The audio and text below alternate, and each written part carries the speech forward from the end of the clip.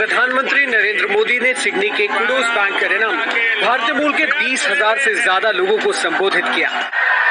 नमस्ते ऑस्ट्रेलिया।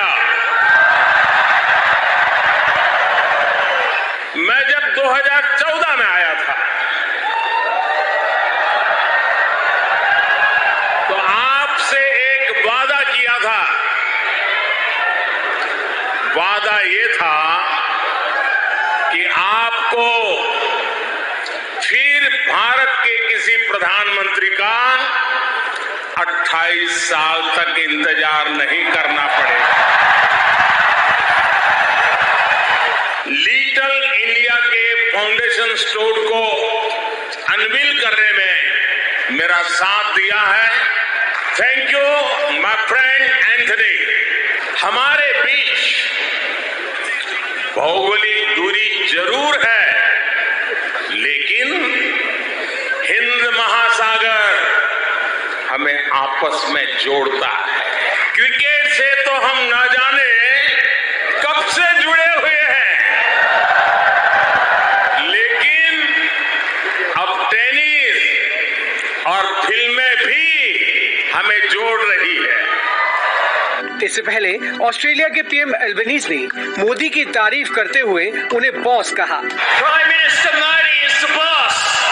साथ ही कहा कि पीएम मोदी मेरे अच्छे दोस्त हैं। हम दोनों देशों के लोकतांत्रिक मूल्यों के आधार पर रिश्तों को और मजबूत करेंगे। वहीं संबोधन से पहले पीएम मोदी का कुडोज बैंक एरेना में वैदिक मंत्रों से स्वागत किया गया था। साथ ही एरेना में दोनों प्रधानमंत्रियों के पहुंचने से पहले कई सांस्कृतिक कार्यक्रम हुए।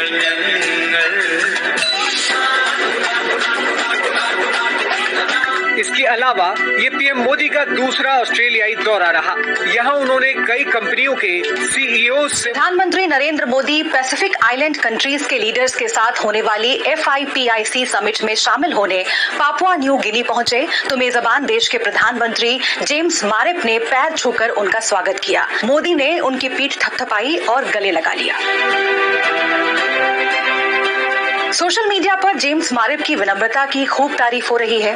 भास्कर एक्सप्लेनर में जानेंगे पापुआ न्यू गिनी के पीएम जेम्स मारेप की कहानी। साथ ही जानेंगे इंडो पैसिफिक रीजन में पीएम मोदी के दौरे की अहमियत। 24 अप्रैल 1971 को पापुआ न्यू गिनी के हेला प्रांत में जन्मे जेम्स मारेप देश के सबसे बड़े आदिवासी समुदाय होली से ताल्लुक रखते हैं। मैनेजरियल बैकग्राउंड से आने वाले मारेप की राजनीति में एंट्री काफी उथल-पुथल भरी रही। मारेप ने साल 2002 में पहली बार पीपल्स प्रोग्रेस पार्टी की ओर से चुनाव लड़ा। बड़े पैमाने पर हिंसा होने की वजह से सदर्न हाईलैंड्स प्रांत में चुनाव रद्द हो गए। 2007 में दूसरी बार चुनाव लड़ा और नेशनल अलायंस पार्टी से सांसद बने। 2008 में सिर्फ 37 साल की उम्र में शिक्षा मंत्री बने, लेकिन 3 साल बाद ही उन्हें पद से हटा दिया गया। फरवरी 2012 में मारेप पीपल्स नेशनल कांग्रेस में शामिल होकर देश के वित्त मंत्री बने। इस दौरान मारेप पर भ्रष्टाचार का आरोप लगा। एंटी करप्शन बॉडी ने उनके खिलाफ गिरफ्तारी वारंट जारी कर दिया। 11 अप्रैल 2019 को मारेप ने वित्त मंत्री के पद से इस्तीफा दे दिया। इसके बाद पापुआ न्यू गिनी की राजनीति में बड़ा उलटफेर हुआ। मारेप ने विपक्षी सांसदों को अपने खेमे में करने की कोशिश जारी रखी और 26 सांसदों के साथ प्रधानमंत्री पद के दावेदार के तौर पर उभरे। 2019 में चुनाव हुआ तो मारेप को 101 वोट मिले, जबकि उनके प्रतिद्वंदी मेकेर मोरोता को केवल 8 वोट मिले। प्रधानमंत्री बनने के बाद मारेप ने कहा था कि वो पापुआ न्यू गिनी को दुनिया का सबसे अमीर अश्वेत ईसाइयों का देश बनाएंगे। पिछले साल संसदीय चुनाव में मारेप की पार्टी ने 36 सीटें जीती और छोटी पार्टियों निर्दलीय सांसदों के समर्थन से गठबंधन सरकार बनाई। मारेप एक बार फिर से संसद में निर्विरोध प्रधानमंत्री चुने गए, लेकिन पापुआ न्यू गिनी को अमीर देश बनाने का उनका वादा अभी भी अधूरा है। 90 लाख की आबादी वाले इस देश की 80% जनता गरीब है, जो बहुत कम या ना के बराबर सुविधाओं में गुजर बसर करती है। भारत के साथ पापुआ न्यू गिनी का खास रिश्ता है।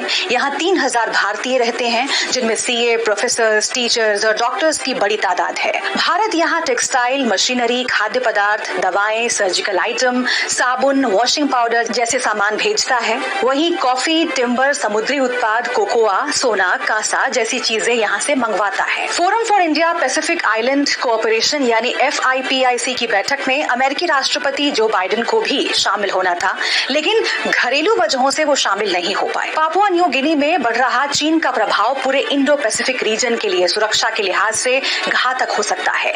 चीन ने बेल्ट एंड रोड इनिशिएटिव के तहत यहाँ निवेश किया है। यही वजह है कि ऑस्ट्रेलिया के करीब स्थित पापुआ न्यू गिनी क्वाड देशों के लिए रणनीतिक लिहाज से बेहद अहम देश है। लंबे समय से क्वाड देशों ने पापुआ न्यू गिनी को इग्नोर किया, जिससे चीन को बढ़त मिली। इससे सबसे ज्यादा चिंतित अमेरिका है। ऐसे में प्रधानमंत्री मोदी का दौरा चीन को काउंटर करने के लिहाज से अहम साबित हो सकता है। ऐसे ही और वीडियोस के लिए